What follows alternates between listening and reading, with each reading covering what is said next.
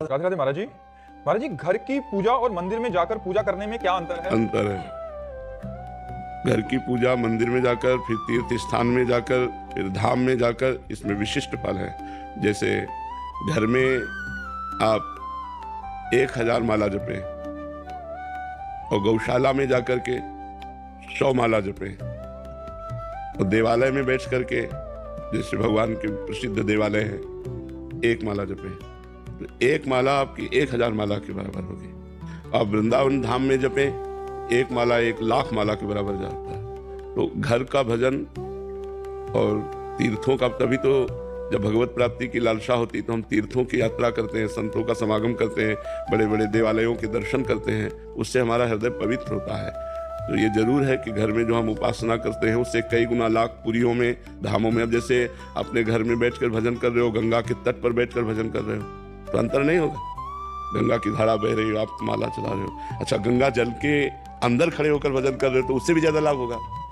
गले तक गंगा जल में खड़े और भगवत नाम स्मरण कर रहे हो, भगवत ध्यान, तो ये भजन की पद्धतियां हैं।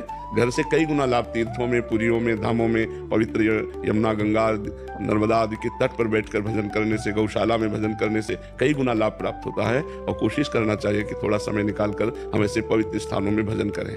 जैसे आप लोग धाम आए हो तो मनोरंजन मत करो। 1 दिन 2 दिन के लिए, 4 दिन के लिए आए, कोई गंदा आचरण मत करो। 1 दिन उपवास करो, यमुना किनारे बैठकर नाम कीर्तन करो, वृंदावन की परिक्रमा करो, हो सके तो 10-20 रुपया के फल फूल लेकर के यहाँ के जैसे बंदर हैं ऐसे दान कर, साधु महात्मा, ऐसी सेवाएं, ऐसे मंगल में कार्य करने चाहिए जिससे हमारे दुख कटते हैं और हमें सुख प्राप्त होता है। और जो लोग यहाँ आकर के भी गंदे आचरण करते हैं, पाप आचरण करते हैं, मनमानी आचरण करते हैं, फिर दुख भोगेंगे। तो यहाँ का पुण्य भी लाख गुना है तो पाप भी लाख गुना है। ये बात समझो, अगर पाप किया तो वो भी लाख गुना है, वो आपको दंड, भारी भयंकर दंड देगा, क्योंकि धाम का किया हुआ पाप है। सर्वत्र किया हुआ पाप धाम में प्रवेश होते ही नष्ट हो जाता है, लेकिन धाम का किया हुआ पाप फिर आपको कहाँ नष्ट होगा। धाम ही कृपा करे तो नष्ट हो सकता नहीं, भोगना पड़ेगा, वज्र की लीक होता है। कीर्ति दुबे जी, यूएसए से। राधा वल्लभ शेरवंश महाराज जी। महाराज जी, अगर साधक के मन में ईश्वर की स्मृति का स्थान गुरु की स्मृति लेने लगे और प्रभु का स्मरण करने पर गुरु की छवि मन में आए, तो क्या साधक सही दिशा में आगे बढ़ रहे हैं? हाँ, भगवान की विशुद्ध कृपा है।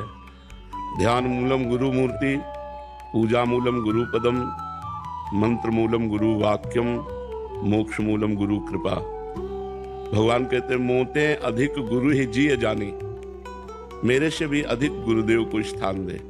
यदि गुरु का स्मरण हो रहा है, भगवत स्मरण करते हुए गुरु का ध्यान हो रहा है, तो सही मार्ग चल रहे हो।